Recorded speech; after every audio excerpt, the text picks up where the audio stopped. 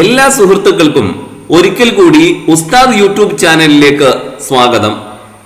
കഴിഞ്ഞ ക്ലാസ്സിൽ നമ്മൾ വിശദീകരിച്ചു കൊണ്ടിരുന്നത് 2019 ഫെബ്രുവരിയിൽ നടന്ന കേട്ടറ്റ് പരീക്ഷയുടെ കാറ്റഗറി 1ന്റെ സൈക്കോളജി ക്വസ്റ്റ്യൻ പേപ്പറാണ്. അതിൽ ആദ്യത്തെ 10 ക്വസ്റ്റ്യൻസ് ആണ് കഴിഞ്ഞ ക്ലാസ്സിൽ നമ്മൾ വിശദീകരിച്ചത്.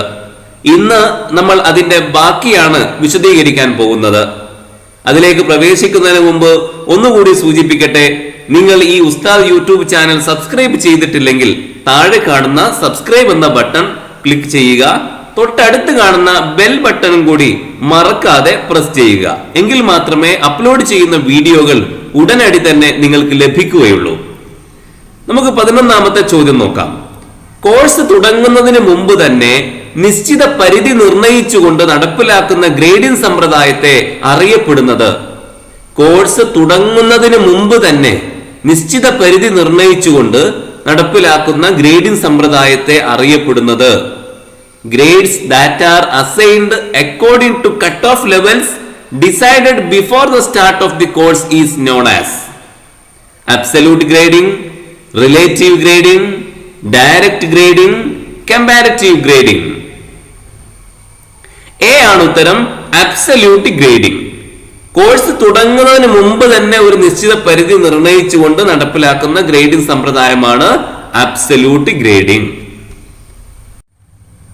ഈ ചോദ്യം വായിച്ചപ്പോ അതിന്റെ ഉത്തരം പറഞ്ഞപ്പോഴും ചില ആളുകൾക്ക് എന്താണ് ഈ അബ്സല്യൂട്ട് ഗ്രേഡിംഗ് എന്ന് മനസ്സിലായിട്ടുണ്ടാവില്ല.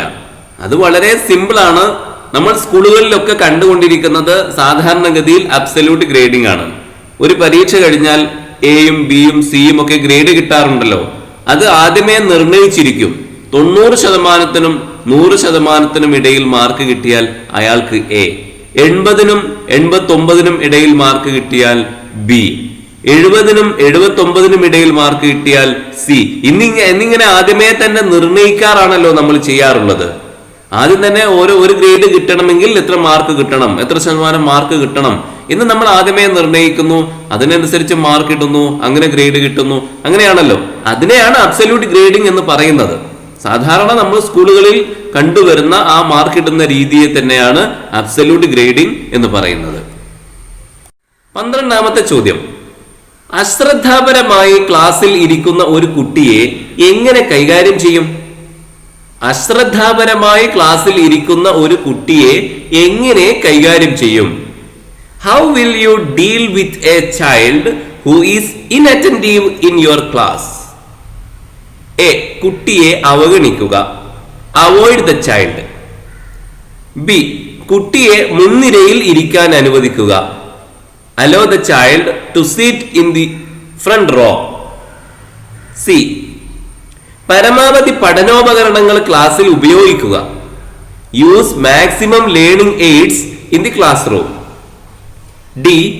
ചെറിയ ഇടവേളകളിലൂടെ വൈവിധ്യമാർന്ന പഠന സാഹചര്യങ്ങൾ കൊടുക്കുക, provide diverse learning situations in short span of time.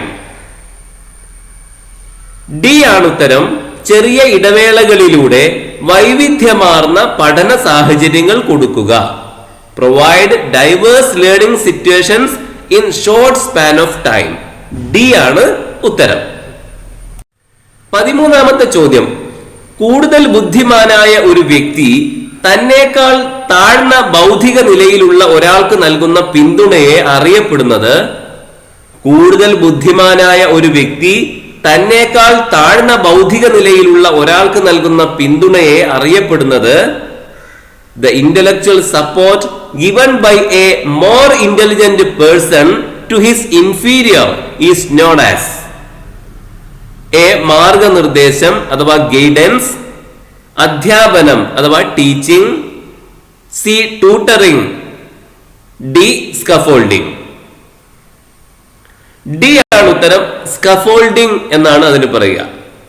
കൂടുതൽ ബുദ്ധിമാനായ ഒരു വ്യക്തി തന്നേക്കാൾ താഴ്ന്ന ബൗദ്ധിക നിലയിലുള്ള ഒരാൾക്ക് നൽകുന്ന പിന്തുണയെ സ്കഫോൾഡിംഗ് എന്നാണ് വിളിക്കുക. ഡി ആണ് ഉത്തരം.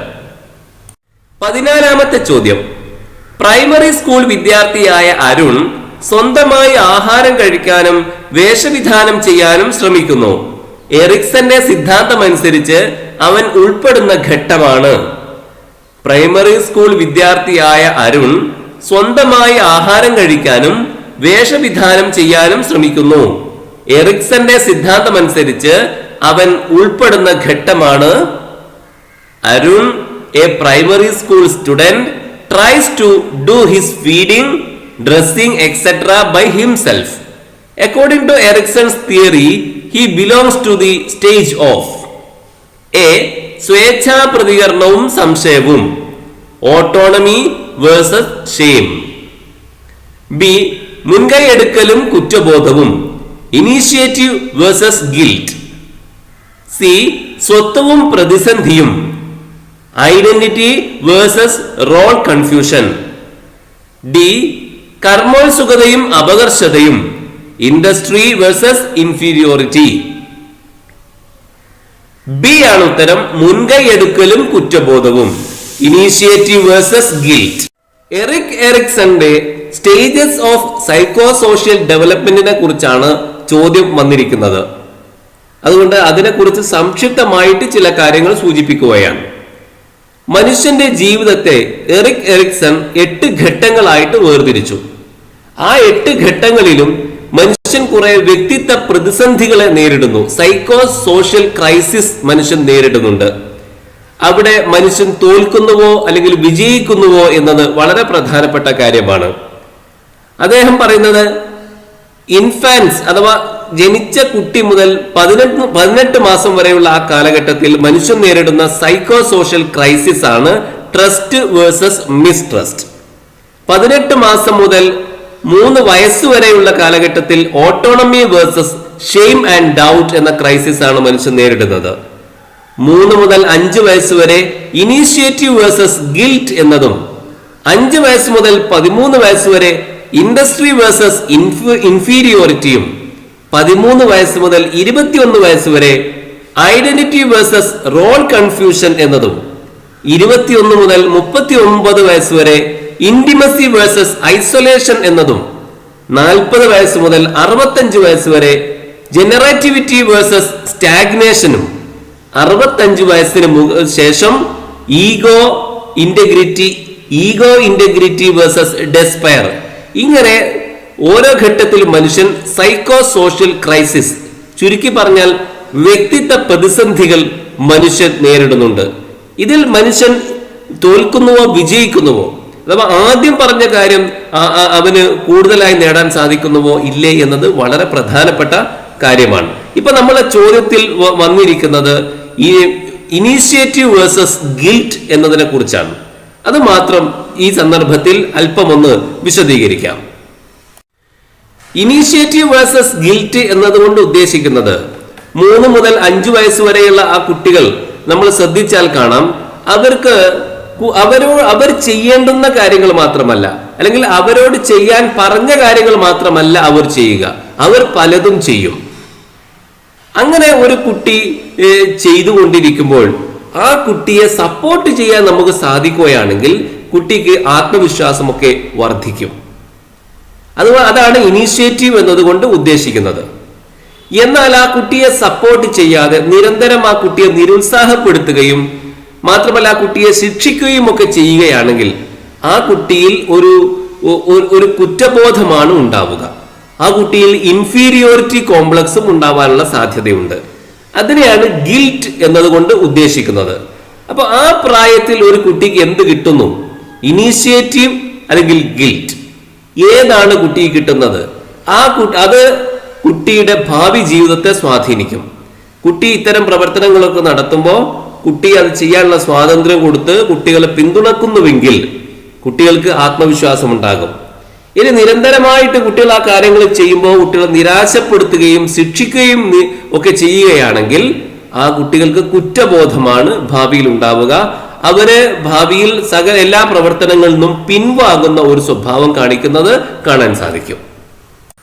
വൈഗോട്സ്കിയുടെ സിദ്ധാന്തങ്ങളെ ഉൾക്കൊള്ളിച്ചുകൊണ്ട് വികസിപ്പിച്ചെടുത്ത വിദ്യാർത്ഥികൾക്കുള്ള വായനാ പരിശീലന രീതി അറിയപ്പെടുന്നത് വൈഗോട്സ്കിയുടെ സിദ്ധാന്തങ്ങളെ ഉൾക്കൊള്ളിച്ചുകൊണ്ട് വികസിപ്പിച്ചെടുത്ത വിദ്യാർത്ഥികൾക്കുള്ള വായനാ പരിശീലന രീതി അറിയപ്പെടുന്നത് the strategy developed four providing training in reading among students by incorporating Vygotsky's principles is known as A. പ്രതിക്രിയ അധ്യാപനം അഥവാ റെസിപ്രോക്കൽ ടീച്ചിങ്, ബി.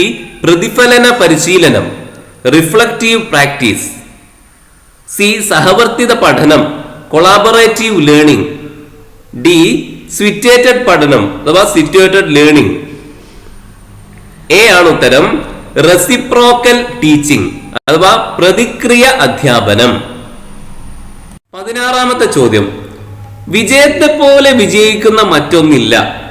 തൊണ്ടൈക്കിന്റെ ഏത് സിദ്ധാന്തമാണ് ഈ പ്രസ്താവനയെ പിന്താങ്ങുന്നത്? വിജയത്തെ പോലെ വിജയിക്കുന്ന മറ്റൊന്നില്ല. തൊണ്ടൈക്കിന്റെ ഏത് സിദ്ധാന്തമാണ് ഈ പ്രസ്താവനയെ പിന്താങ്ങുന്നത്? Nothing succeeds like success. According to Thorndike, which of the following laws support this statement? A. സന്നദ്ധത നിയമം അഥവാ ലോ ഓഫ് റെഡിനെസ്, ബി. പരിണാമ നിയമം അഥവാ ലോ ഓഫ് എഫക്റ്റ്, സി. ഉപയോഗ നിയമം അഥവാ ലോ ഓഫ് യൂസ്, നിരുപയോഗ നിയമം ലോ ഓഫ് ഡിസ്യൂസ്. ബി ആണ് ഉത്തരം, പരിണാമ നിയമം അഥവാ ലോ ഓഫ് എഫക്റ്റ്. എന്താണ് ലോ ഓഫ് എഫക്റ്റ്? തൊണ്ടൈക്ക് ഒരു പരീക്ഷണം നടത്തുകയുണ്ടായി. അതിന്റെ അടിസ്ഥാനത്തിൽ അദ്ദേഹം 3 നിയമങ്ങളും ഉണ്ടാക്കിയിട്ടുണ്ട്. അത് എന്താണ്, അദ്ദേഹം നടത്തിയ പരീക്ഷണം എന്താണ്, ആ നിയമങ്ങൾ എന്താണ് എന്ന് നമ്മൾ ഓർത്തു വെക്കുന്നത് എന്തുകൊണ്ടും നല്ലതായിരിക്കും. അത് വളരെ സംക്ഷിപ്തമായിട്ട് നമുക്കൊന്ന് പരിശോധിക്കാം. അദ്ദേഹത്തിന്റെ സിദ്ധാന്തങ്ങൾ പറയുന്നതിന് മുമ്പ് അദ്ദേഹം നടത്തിയ പരീക്ഷണം പറയുന്നതായിരിക്കും നല്ലത് എന്ന് തോന്നുകയാണ്. കാരണം ആ പരീക്ഷണം എന്തെന്ന് മനസ്സിലായാൽ അദ്ദേഹം പറയുന്ന സിദ്ധാന്തങ്ങൾ നമുക്ക് എളുപ്പം മനസ്സിലാക്കാൻ സാധിക്കും. അദ്ദേഹം ചെയ്തത് ഒരു വിശക്കുന്ന പൂച്ചയെ പിടിച്ച് ഒരു കൂട്ടിലടക്കുകയാണ് ചെയ്തത്. ആ കൂടിനൊരു പ്രത്യേകത ഉണ്ടായിരുന്നു. പ്രത്യേക രീതിയിൽ തയ്യാറാക്കിയ ഒരു കൂടാണ്. ഒരു വില്ലമർത്തി തുറക്കാവുന്ന ഒറ്റ വാതിലാണ് ആ കൂടിനുണ്ടായിരുന്നത്. ആ കൂടിന്റെ മുന്നിലായിട്ട് കുറച്ചകലെ അദ്ദേഹം ഒരു മത്സ്യവും വെച്ചു. നന്നായി വിശക്കുന്ന പൂച്ചയാണ്.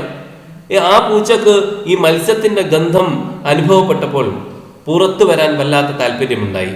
അതിനുവേണ്ടി പൂച്ച ഒരുപാട് ശ്രമം നടത്തി. ആദ്യം പൂച്ച ശ്രമിച്ചത് ഓരോ അഴികൾക്കിടയിലൂടെയും ഞെരുങ്ങി ഇറങ്ങാൻ വേണ്ടിയിട്ടാണ്. പക്ഷെ അത് കഴിഞ്ഞില്ല, അതിന് സാധിച്ചില്ല. പിന്നീട് കൈപ്പത്തി നീട്ടിയിട്ട് മത്സ്യത്തെ എത്തിപ്പിടിക്കാൻ വേണ്ടി ശ്രമിച്ചു, അതും നടന്നില്ല. പിന്നെ പൂച്ച കമ്പികളിലും മറ്റും കടിക്കാൻ തുടങ്ങി, കടിച്ചു മുറിക്കാൻ വേണ്ടി ശ്രമിച്ചു, അതും വിജയിച്ചില്ല. പിന്നെ പൂച്ച യാദൃശ്ചികമായി ബില്ലിൽ കൈവെക്കുകയും അപ്പോൾ വാതിൽ തുറക്കുകയും ചെയ്തു. അങ്ങനെ പൂച്ച പുറത്തേക്ക് ഓടിപ്പോയി മത്സ്യം ഭക്ഷിച്ചു. തൊണ്ടൈക്ക് വീണ്ടും പൂച്ചയെ പിടിച്ചു കൂട്ടിലടച്ചു. പക്ഷെ ഈ നേരത്തെ പ്രത്യേകത, മുമ്പ് പൂച്ച തെറ്റായ പല ചലനങ്ങളും നടത്തിയിരുന്നു. പക്ഷെ 2ാം തവണ പൂച്ചയെ കൂട്ടിലടച്ചപ്പോൾ അത്രയേറെ തെറ്റായ ചലനങ്ങൾ പൂച്ച ചെയ്തില്ല. മുമ്പ് കൈപ്പത്തി നീട്ടി പിടിക്കാൻ ശ്രമിച്ചിരുന്നു, അഴികൾക്കിടയിലൂടെ ഞെരുങ്ങി ഇറങ്ങാൻ വേണ്ടി ശ്രമിച്ചിരുന്നു, കമ്പികളിൽ കടിക്കുകയും മറ്റും ചെയ്തിരുന്നു. അത്രയേറെ തെറ്റായ ചലനങ്ങൾ പൂച്ച പിന്നെ ചെയ്യുന്നില്ല. വാതിൽ തുറക്കുവാൻ വേണ്ടി വന്ന സമയം വളരെ കുറച്ച് സമയം കൊണ്ട് മാത്രം പൂച്ച വാതിൽ തുറന്ന് പുറത്തു വന്നു. അങ്ങനെ മത്സ്യം ഭക്ഷിച്ചു. പിന്നെയും തൊണ്ടേക്ക് പൂച്ചയെ പിടിച്ചു കൂട്ടിലടച്ചു, പുറത്തൊരു മത്സ്യവും വെച്ചു. അപ്പോഴും തെറ്റായ ചലനങ്ങൾ പൂച്ച കുറച്ച് മാത്രമേ ചെയ്തുള്ളൂ. അതിനേക്കാൾ കുറച്ച് തെറ്റായ ചലനങ്ങളാണ് പിന്നെ ചെയ്തത്. അങ്ങനെ പലതവണ തൊണ്ടേക്ക് പൂച്ചയെ വീണ്ടും അതിനുള്ളിലേക്ക് തന്നെ പിടിച്ചിടും, പൂച്ച പുറത്തേക്ക് ഇറങ്ങി വരും. അവസാനം പൂച്ചയെ അദ്ദേഹം കൂട്ടിലടച്ചപ്പോൾ പൂച്ച ഉടൻ തന്നെ പോയിട്ട് വില്ലിൽ സ്പർശിക്കുന്നു, വാതിൽ തുറക്കുന്നു, പുറത്തു വരുന്നു. 1 സെക്കൻഡ് കൊണ്ട് പൂച്ച പുറത്തു വരുന്ന അവസ്ഥയുണ്ടായി. അപ്പോൾ അങ്ങനെ പൂച്ച വാതിൽ തുറക്കുന്ന വിദ്യ പഠിച്ചു. പൂച്ചയെ പിന്നെ ആ കൂട്ടിലടച്ചു കഴിഞ്ഞാൽ പൂച്ച 1 നിമിഷം പോലും പാഴാക്കാതെ ആ വില്ലിൽ സ്പർശിക്കും, അങ്ങനെ വാതിൽ തുറക്കും, പൂച്ച പുറത്തു വരും. അങ്ങനെ പൂച്ച വാതിൽ തുറക്കുന്ന വിദ്യ പഠിച്ചു. ഇതാണ് അദ്ദേഹം നടത്തിയ പരീക്ഷണം. ഇതിന്റെ അടിസ്ഥാനത്തിലാണ് അദ്ദേഹത്തിന്റെ സിദ്ധാന്തങ്ങളെല്ലാം ആവിഷ്കരിച്ചിട്ടുള്ളത്. അവ നമുക്ക് പരിശോധിക്കാം. ഇനി നമുക്ക് തൊണ്ടൈക്കിന്റെ പഠന നിയമങ്ങൾ പരിശോധിക്കാം. ഈ പരീക്ഷണങ്ങളിൽ നിന്ന് തൊണ്ടൈക്ക് 3 പഠന നിയമങ്ങൾ ആവിഷ്കരിക്കുകയുണ്ടായി. Law of readiness, law of effect, law of exercise. ഈ 3 നിയമങ്ങളും അദ്ദേഹം ആവിഷ്കരിച്ചത് നമ്മൾ ഈ പറഞ്ഞിട്ടുള്ള ഈ പരീക്ഷണത്തിൽ നിന്നാണ്. ഈ 3 നിയമങ്ങളെയും വിശദമായിട്ട് നമുക്കൊന്ന് പരിശോധിക്കാം. ആദ്യം നമുക്ക് ലോ ഓഫ് റെഡിനെസ് പരിശോധിക്കാം. ലോ ഓഫ് റെഡിനെസ് അഥവാ സന്നദ്ധതാ നിയമം. When any conduction unit is ready to conduct, for it to conduct is satisfying. When any conduction unit is not ready to conduct, for it to conduct is annoying.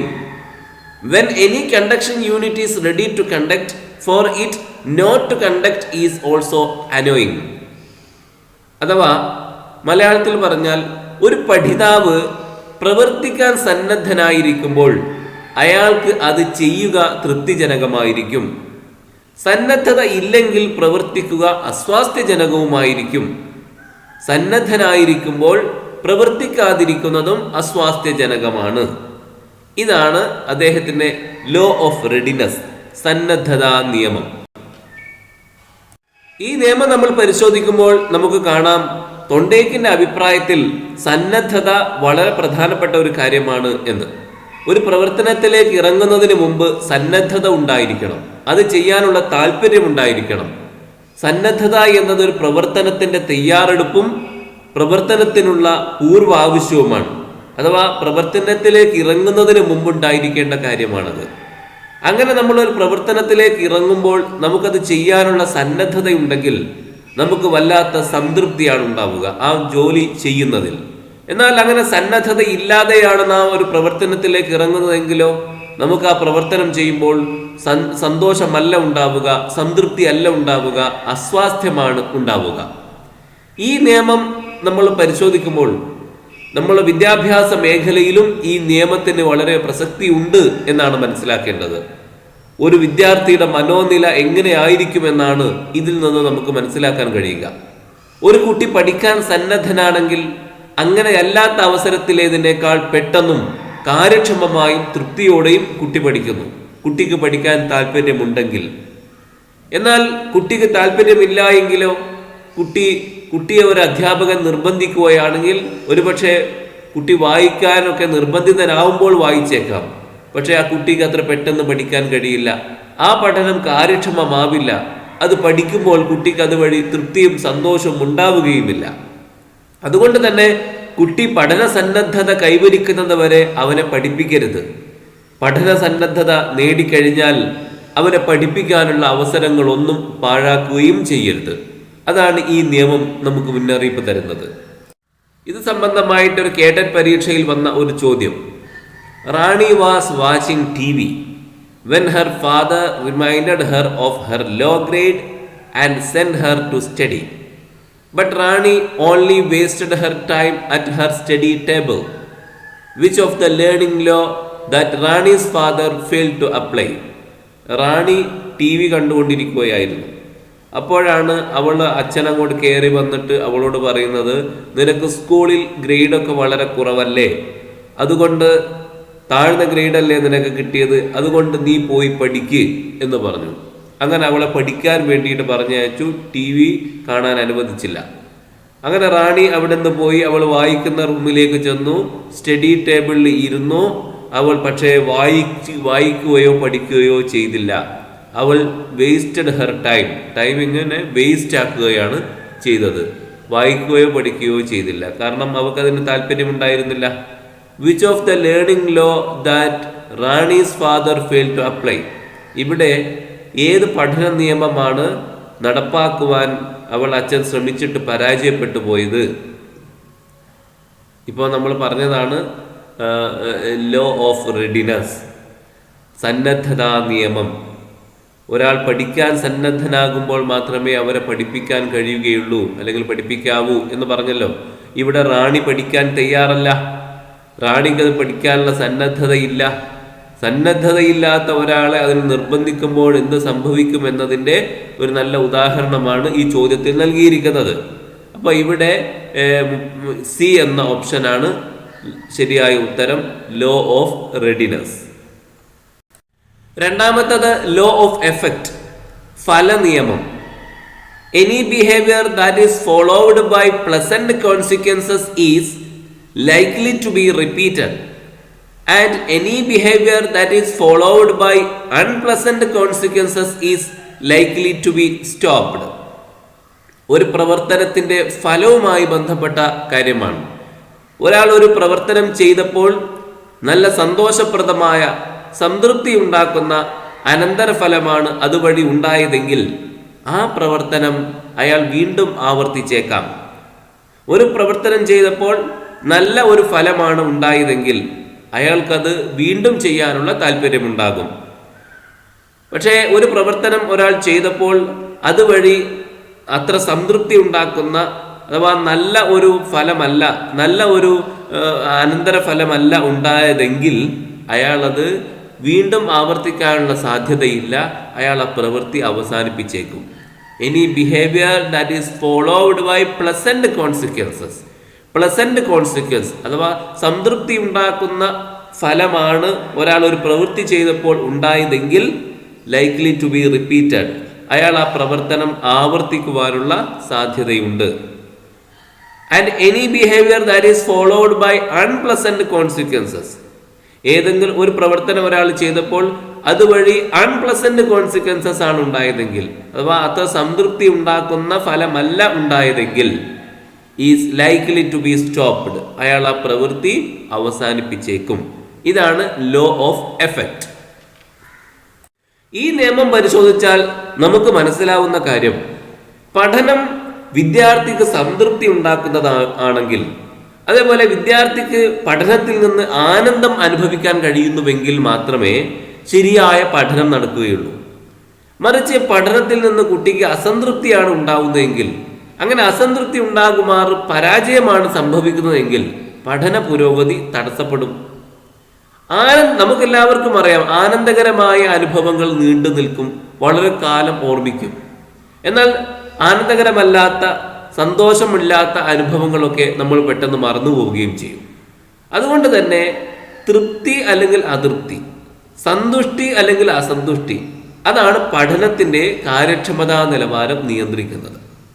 അപ്പൊ പഠനം സന്തുഷ്ടിയോടുകൂടി നടക്കുന്ന, ആനന്ദത്തോടുകൂടി നടക്കുന്ന ഒരു കാര്യമായിരിക്കണം. അതോടൊപ്പം തന്നെ ഈ നിയമം നമുക്ക് പഠിപ്പിച്ചു തരുന്ന മറ്റൊരു കാര്യമാണ് പഠനത്തിൽ സമ്മാനത്തിനും ശിക്ഷക്കുമുള്ള സ്ഥാനം എത്ര വലുതാണ് എന്ന്. പഠനഫലമായിട്ട് ഒരു കുട്ടിക്ക് ലഭിക്കുന്ന സമ്മാനം അതേ വഴിയിലൂടെ കൂടുതൽ ആവേശത്തോടെ മുന്നേറാൻ ആ വിദ്യാർത്ഥിയെ പ്രേരിപ്പിക്കുകയും പ്രോത്സാഹിപ്പിക്കുകയും ചെയ്യും. എന്നാൽ ശിക്ഷയാണ് കിട്ടുന്നതെങ്കിലോ അവനെ അത് നിരുത്സാഹപ്പെടുത്തുകയാണ് ചെയ്യുക. ആ പഠനത്തോട് തന്നെ അവനിൽ വെറുപ്പാണ് ഉണ്ടാവുക. അക്കാര്യവും ഈ നിയമം നമ്മെ ഓർമ്മിപ്പിക്കുന്നു. ഈ നിയമവുമായി ബന്ധപ്പെട്ടുകൊണ്ട് ഒരു കേട്ടറ്റ് പരീക്ഷയിൽ വന്ന ചോദ്യം നമുക്ക് പരിശോധിക്കാം. ക്ലാസ്സിൽ ശരിയായ ഉത്തരം പറഞ്ഞ കുട്ടിക്ക് ടീച്ചർ ഒരു മിഠായി നൽകി. ഇവിടെ ടീച്ചർ പ്രാബല്യത്തിൽ വരുത്താൻ ശ്രമിച്ച പഠന നിയമം ഏതാണ്? അപ്പോൾ കുട്ടി കാര്യം പഠിച്ചു, കുട്ടിക്ക് അതുവഴി സന്തോഷപ്രദമായ ഒരു അനുഭവം കൂടി ഉണ്ടായി. അഥവാ ടീച്ചറുടെ കയ്യിൽ നിന്നും കുട്ടിക്ക് സമ്മാനം ലഭിച്ചു. ഇവിടെ ഏത് പഠന നിയമമാണ് ടീച്ചർ പ്രാബല്യത്തിൽ വരുത്താൻ ശ്രമിച്ചത്? Law of exercise, law of multiple response, law of attitude, law of effect. അപ്പോൾ ഫല നിയമം, ലോ ഓഫ് എഫക്റ്റ്.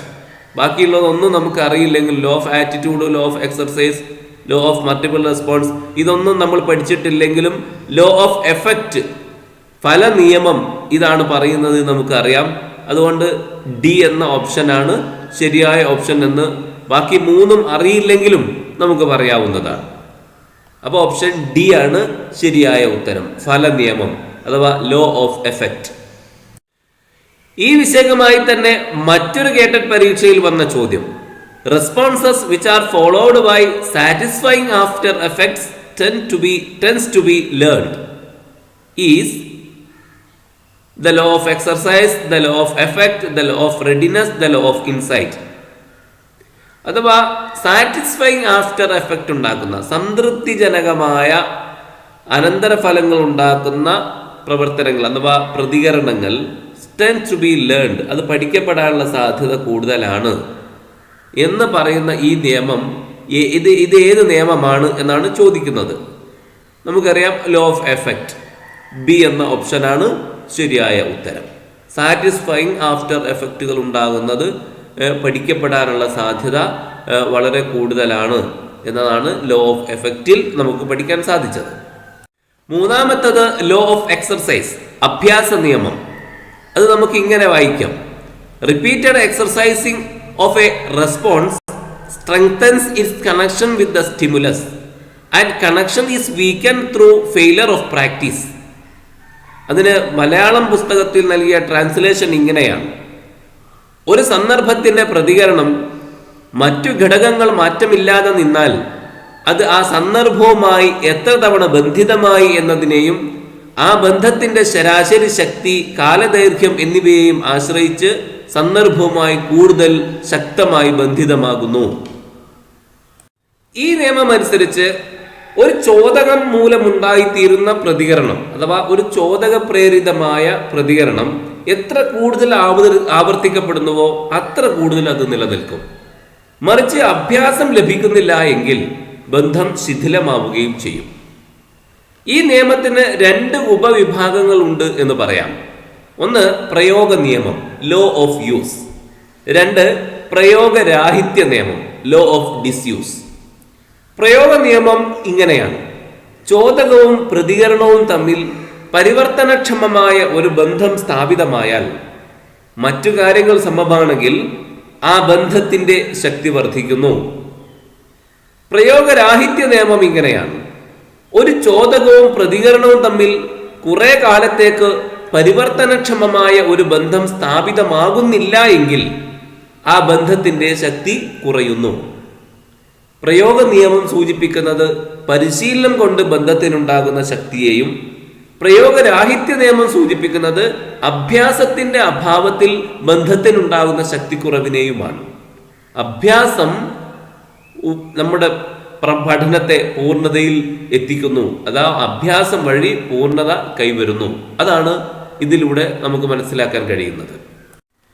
17ാമത്തെ ചോദ്യം: പ്രതിഭാധനനായ ഒരു കുട്ടിയെ കൈകാര്യം ചെയ്യുന്നതിന് ഏറ്റവും അനുയോജ്യമായ രീതി ഏതാണ്? പ്രതിഭാധനനായ ഒരു കുട്ടിയെ കൈകാര്യം ചെയ്യുന്നതിന് ഏറ്റവും അനുയോജ്യമായ രീതി ഏതാണ്? The most appropriate strategy that can be used for dealing a gifted child is A enrichment programme, B peer instruction, C group instruction, D mediated instruction. A ആണ് ഉത്തരം, എൻറിച്ച്മെന്റ് പ്രോഗ്രാം. പ്രതിഭാധനനായ ഒരു കുട്ടിയെ കൈകാര്യം ചെയ്യുന്നതിന് ഏറ്റവും അനുയോജ്യമായ രീതി എൻറിച്ച്മെന്റ് പ്രോഗ്രാമാണ്. അപ്പൊ എന്താണ് ഒരു enrichment programme? An enrichment program is a specialized tutoring program for students who need to learn at a higher level than in a typical classroom. ഒരു സാധാരണ ക്ലാസ് റൂമിൽ, നമ്മളെ സ്കൂളുകളിലൊക്കെ സാധാരണ ക്ലാസ് റൂമുകളിൽ നടക്കുന്ന ഒരു സാധാരണഗതിയിലുള്ള പഠനമുണ്ടല്ലോ, അതിനേക്കാളും ഉയർന്ന ലെവലിൽ പഠിക്കേണ്ടുന്ന അല്ലെങ്കിൽ പഠിക്കാൻ താല്പര്യമുള്ള കുട്ടികൾക്ക് വേണ്ടിയുള്ള സ്പെഷ്യലൈസ്ഡ് ട്യൂട്ടറിംഗ് പ്രോഗ്രാമാണ് എൻറിച്ച്മെന്റ് പ്രോഗ്രാം. നല്ല ബുദ്ധിയും പഠിക്കാൻ വളരെയേറെ ഉത്സാഹമുള്ള കുട്ടികൾക്ക് കൂടുതൽ പഠിക്കാനുള്ള അവസരം ഉണ്ടാക്കി കൊടുക്കുകയാണ് എൻറിച്ച്മെന്റ് പ്രോഗ്രാം വഴി ചെയ്യുക. അപ്പോൾ കുട്ടികൾക്ക് കൂടുതൽ ചലഞ്ചുകൾ, കൂടുതൽ ക്വസ്റ്റ്യൻസ്, കൂടുതൽ കാര്യങ്ങൾ പഠിപ്പിച്ചു കൊടുക്കുന്നു. അങ്ങനെ it allows students who need an extra challenge in the classroom to stay engaged and interested in learning. 18ാമത്തെ ചോദ്യം: ശിക്ഷയിൽ നിന്നും ഒഴിവാകാൻ വേണ്ടി ഒരു കുട്ടി അനുസരണ സ്വഭാവം കാണിക്കുന്നു. ലോറൻസ് കോൾബർഗിന്റെ നൈതിക വികാസ സിദ്ധാന്തം അനുസരിച്ച് അവൻ ഉൾപ്പെടുന്നത് ശിക്ഷയിൽ നിന്നും ഒഴിവാകാൻ വേണ്ടി ഒരു കുട്ടി അനുസരണ സ്വഭാവം കാണിക്കുന്നു. ലോറൻസ് കോൾബർഗിന്റെ നൈതിക വികാസ സിദ്ധാന്തം അനുസരിച്ച് അവൻ ഉൾപ്പെടുന്നത് a child shows obedience in order to avoid punishment. He belongs to the moral development stage suggested by Lawrence Kohlberg. A പ്രാഗ് യാഥാസ്ഥിക സദാചാര ഘട്ടം, പ്രീ കൺവെൻഷണൽ. ബി യാഥാസ്ഥിതിക സദാചാര ഘട്ടം അഥവാ കൺവെൻഷണൽ. സി യാഥാസ്ഥികാനന്തര സദാചാര ഘട്ടം, പോസ്റ്റ് കൺവെൻഷണൽ. ഡി ഇവയൊന്നുമല്ല, നൺ ഓഫ് ദീസ്. ഇതിൽ ഏതാണ് ശരിയായ ഉത്തരം? ശിക്ഷയിൽ നിന്നും ഒഴിവാകാൻ വേണ്ടി ഒരു കുട്ടി അനുസരണ സ്വഭാവം കാണിക്കുന്നത് പ്രീ കൺവെൻഷണൽ സ്റ്റേജിലാണ്. അഥവാ പ്രാഗ് യാഥാസ്ഥിക സദാചാര ഘട്ടം. ഇവിടെ ഒരു കാര്യം നമ്മൾ പ്രത്യേകം ശ്രദ്ധിക്കണം. എ ആണ് ഉത്തരം. പക്ഷെ ഇവിടെ മലയാളത്തിൽ നൽകിയിരിക്കുന്ന വാക്കുകൾ നിങ്ങൾ ശ്രദ്ധിച്ചു നോക്കൂ. ചില പുസ്തകങ്ങളിൽ ഇങ്ങനെയല്ല pre conventional, conventional, post conventional എന്നിവയ്ക്ക് മലയാളം നൽകിയിരിക്കുന്നത്. വിദ്യാഭ്യാസത്തിന്റെ മനഃശാസ്ത്ര ഭൂമിക എന്ന പുസ്തകത്തിൽ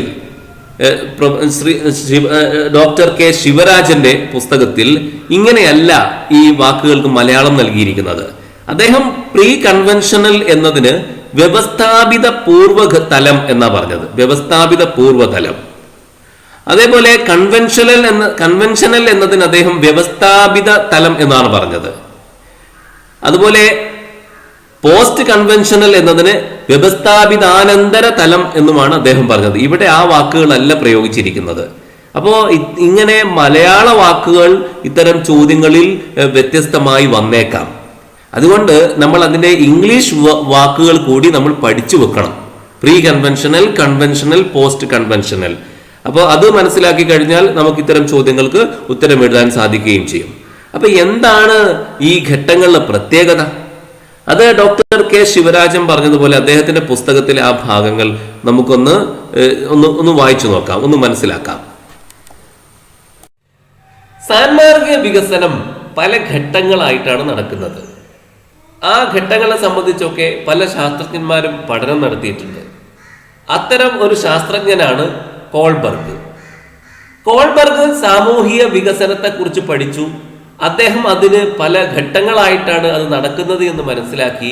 അദ്ദേഹം കണ്ടെത്തിയത് 3 തലങ്ങളിൽപ്പെട്ട 6 ഘട്ടങ്ങളുണ്ട് സാൻമാർഗിക വികസനത്തിന് എന്ന് അദ്ദേഹം മനസ്സിലാക്കി. 3 തലങ്ങളിൽപ്പെട്ട 6 ഘട്ടങ്ങൾ. ഇതിൽ ആദ്യത്തെ 2 ഘട്ടങ്ങളെ അദ്ദേഹം പ്രീ കൺവെൻഷണൽ എന്ന് വിളിച്ചു, അഥവാ വ്യവസ്ഥാപിത പൂർവ്വതലം.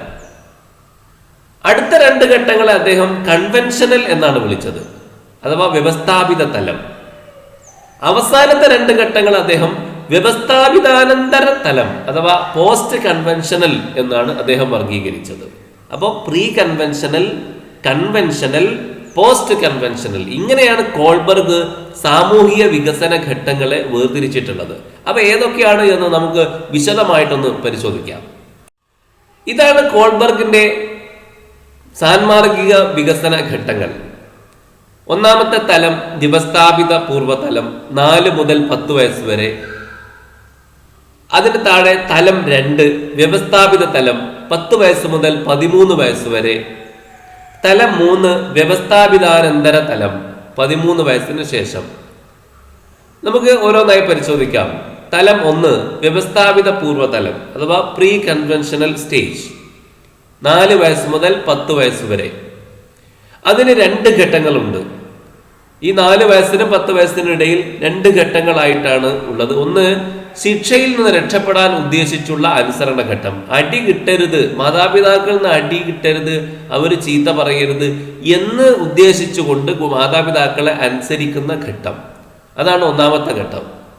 2ാം ഘട്ടമാണ് ആവശ്യങ്ങൾ തൃപ്തിപ്പെടുത്താനുള്ള ആയോജന ഘട്ടം. കുട്ടികളുടെ ആവശ്യങ്ങളുണ്ട്, അത് നേടിയെടുക്കാൻ വേണ്ടിയിട്ടുള്ള താല്പര്യത്തോടു കൂടി മാതാപിതാക്കളെയൊക്കെ അനുസരിക്കുന്ന ഘട്ടം. അതാണ് 2ാം ഘട്ടം. ഇനി തലം 2 കൺവെൻഷണൽ സ്റ്റേജ് അഥവാ വ്യവസ്ഥാപിത തലം, 10 വയസ്സ് മുതൽ 13 വയസ്സ് വരെയുള്ള അവസ്ഥയാണത്.